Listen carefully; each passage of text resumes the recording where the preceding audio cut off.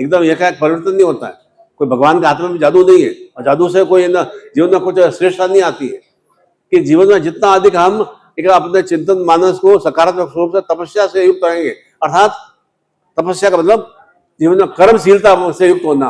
तपस्या का मतलब ये नहीं कि 24 घंटे साधना में रहना है, केवल मैं तो आपको 24 मिनट 20 मिनट बोल रहा हूँ, वो 20 मिनट में हमें थोड़ा समय निकालेंगे, निश्चित रूप से आपको एक जुड़ाव सदगुरु से बन पाएगा, और जो भी आप कार्य बदलते तो स्वतः ही निरंतर सकारात्मक रूप से संबंध प्रारंभ हो जाएंगे। थोड़ा प्रयास तो करके देख लें। आप 21 दिन तक ये मंत्र जाप करेंगे ना, ये जो बीज मंत्र लिखा है तो उसको स्वतः भाव में मूलाधार से सहस्त्र चक्र में क्या स्पंदन होता है, आपको एहसास होना प्रारंभ हो जाएगा, और निश्चित रूप से उसका पूरा असूल लाभ आपको प्राप्त होगा। जब अंदर के चक्र जागृत हो जाते हैं ना, तो स्वतः ही जीवन में एक नवीन चेतना का विकास होता है। अभी हम जो भी ना काल सर्प दोष निवारण, नवग्रह संताप दोष निवारण, और जो काल भैरव की शक्तिपात दीक्षा ये पर प्राप्त करेंगे, और उसके बाद जो लक्ष्मी दीक्षा है और श्रीफल दीक्षा है वह आप, और जो विशेष रूप से सबसे जागरण की दीक्षा वह समुद्र किनारे में हम लाइट हाउस में, अर्थात प्रकाश में घर। लाइट हाउस का तात्पर्य प्रकाश में घर। हमारा भी जीवन प्रकाश में होना चाहिए, आनंद में होना चाहिए। और उसके बाद शांत भाव से पुनः जो है आपके शक्तिपात दीक्षा हो जाए, उससे पहले आप अपने किसी मित्र को, अपने जो भी साथ में है उसको कैमरा ऑन करके मोबाइल का और फोटो खींच, लाइट भी जला दें, जिससे कि और आपका और गुरु जी का फोटो आ जाए।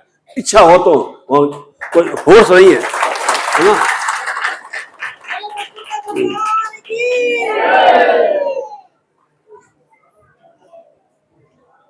ऐसा मैंने क्या बताया था परसों कि इस जगन्नाथ भगवान की 24 सीढ़ियां हैं, तो जीवन में भी 24 तरह के दुख संताप है, तो हमारे भी ये दुख संताप निरंतर शांत हो सके, तो आगे हमें 24 बार हमें यहाँ जगन्नाथपुरी धाम में आना ही है। और उससे क्या होगा, निश्चित रूप से अगले 24 वर्षों तक आपके जीवन में कोई भी तरह का कंटक पूर्ण स्थितियां या दुख पीड़ा रूपी कष्ट पूर्ण स्थितियां या कोई भी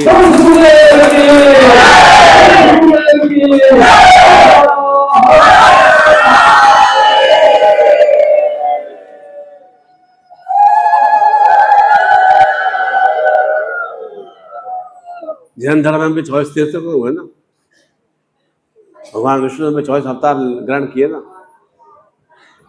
तो निश्चित रूप से हमें भी वह देवत्वमय शक्तियों से, नारायणमय निखिलमय शक्तियों से, माँ भगवतीमय शक्तियों से युक्त होना है। इसलिए निरंतर ऐसी यात्राओं को हमें संपन्न करना ही चाहिए। और मैं बराबर जो यात्रा करता है ना, वह यायावर कहलाता है, चर्य निरंतर सक्रिय और क्रियाशील रहता है। वह एक ही जगह में खूब बंदूक वाले स्थिति नहीं रहती, वो उसी घर में, छोटे से घर में, 2-3 कमरों के घर में, एक कमरे घर में करने वाली स्थिति नहीं रहती। जितना विशाल आप यहाँ आने के बाद कितना आपको एक चेतना का आभास हुआ है, और ये आप 5 दिन वहां घर में लगा देते, आप कुछ परिवर्तन नहीं आ पाता। सब कुछ आपने तकलीफें बाधाएं देखते हुए कैसे आप एकदम पहुंच गए ना आप, तो निश्चित रूप से सदगुरु हमारा खुद को एक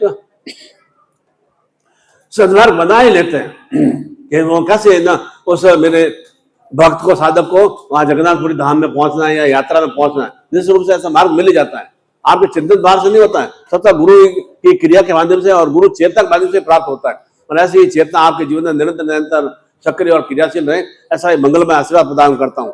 अभी हम विशेष रूप से वह काल भैरव के शक्तिपात की दीक्षा और नवग्रह संताप दोष की दीक्षा हम भी ग्रहण करेंगे। उसके बाद में जैसा मैंने बताया, सामान को लॉकर नहीं करके मोबाइल और पर्स अपने साथ में रखे हुए और आराम में आप वहाँ लाइट हाउस के पास में पहुंचेंगे, मैं भी पहुंचूंगा और आपको जो भी चेतना प्रदान करना है, देवता प्रदान करना, चेतना से आवेदन। सदगुरुदेव भगवान